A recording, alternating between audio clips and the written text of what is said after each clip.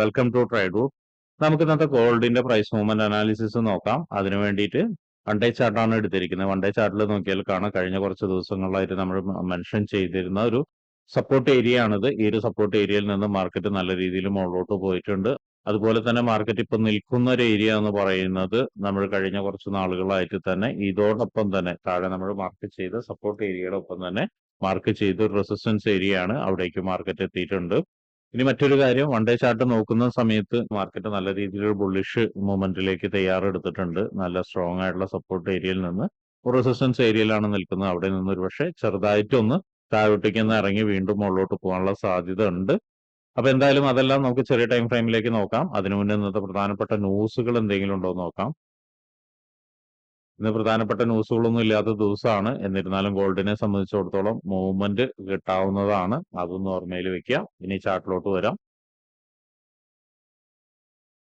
ചാർട്ടിലോട്ട് വരുന്ന സമയത്ത് 1 അവറിന്റെ ചാർട്ടിലാണ് ഇപ്പോൾ എടുത്തിരിക്കുന്നത്. നേരത്തെ പറഞ്ഞ പോലെ തന്നെ മാർക്കറ്റ് വളരെ സ്ട്രോങ് ആയിട്ടുള്ള ഒരു ഏരിയയിലാണ് നിൽക്കുന്നത്.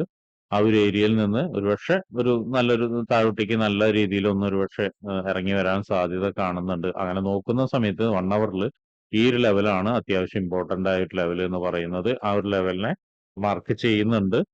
അതുപോലെ തന്നെ അതിന്റെ കളറും ചേഞ്ച് ചെയ്തിട്ടുണ്ട് മനസ്സിലാക്കാൻ വേണ്ടിയിട്ട്. അതിന്റെ പ്രൈസ് റേഞ്ച് എന്ന് പറയുന്നത് 3297 3271 ആണ്. അതുപോലെ തന്നെ മുകളിലോട്ട് പോകുന്ന സമയത്ത് നമുക്ക് 1 അവറിൽ കാര്യമായിട്ടുള്ള റെസിസ്റ്റൻസ് ഒന്നും കാണുന്നില്ല. ഓൾ ടൈം ഹൈ തന്നെയാണ്. ഓൾ ടൈം ഹൈ എല്ലാവർക്കും അറിയാവുന്ന പോലെ തന്നെ 3500 ആണ്. അപ്പൊ അതുകൊണ്ട് അതിനെ മാർക്ക് ചെയ്യുന്നില്ല. ഇനി നമുക്ക് 50 മിനിറ്റ്സിലോട്ട് പോയിട്ട് എൻട്രി സാധ്യതകൾ എന്തെങ്കിലും ഉണ്ടോ എന്ന് നോക്കാം. 50 മിനിറ്റ്സിലോട്ട് വരുന്നത് നമുക്ക് ഒരു സപ്പോർട്ട് ഏരിയ, നല്ലൊരു സപ്പോർട്ട് ഏരിയ ഇവിടെ കാണുന്നുണ്ട്.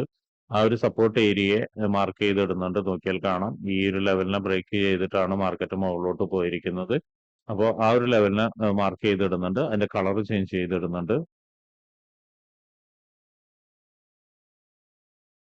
അതിന്റെ പ്രൈസ് റേഞ്ച് എന്ന് പറയുന്നത്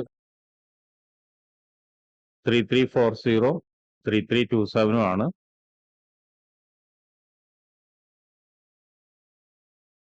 ഇനി മുകളിലോട്ട് പോകുന്ന സമയത്ത് മറ്റൊരു ഏരിയയും കൂടി ഉണ്ട്, ഒരു സപ്പോർട്ട് ഏരിയ എന്ന് പറയുന്ന ലെവല്. ഇതും നല്ലൊരു ഏരിയ ആണ്. അപ്പൊ അതിനെയും ഒന്ന് മാർക്ക് ചെയ്തിടുന്നുണ്ട്. അതിന്റെ പ്രൈസ് റേഞ്ച് വരുന്നത് 3356, അതുപോലെ 3369 ആണ് വരുന്നത്.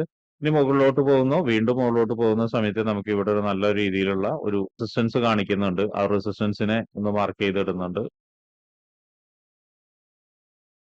അതിന്റെ കളർ ഒന്ന് ചേഞ്ച് ചെയ്തിടുന്നുണ്ട്.